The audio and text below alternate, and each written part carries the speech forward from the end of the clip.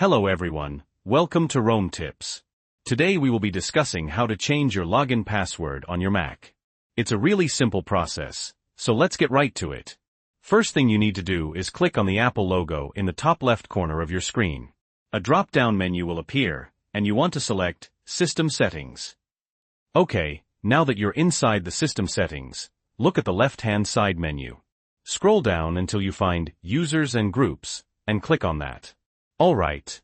In the Users and Group settings, you'll see a list of all the user accounts on your Mac. In my case, I've only got this one admin account. To change the password for your account, select the little information icon. It looks like an eye on the right side of the account you want to change. Clicking that opens up a few options. We're here to change our password, so you'll want to select Change next to the password option. Here's where the magic happens. First, you need to type in your old password at the top. Then, enter your new password in the field just below. Once you've done that, you need to verify your new password by typing it again in the third field. After that, you can type in a hint to display on the lock screen, just in case you forget your password. I'm just going to type in hint for this example. When you're ready, click on Change Password. Give it a few seconds, and your password will be updated.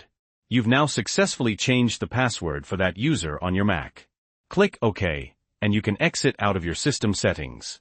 The next time you log into your Mac with that account, you'll need to use the new password you just created. And that's it. That's how you change your login password on your Mac.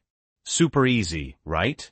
If this video was helpful, please leave a like. And if you have any questions or comments, you can leave them below. Thanks for watching Rome Tips. And don't forget to subscribe for more tips and tricks.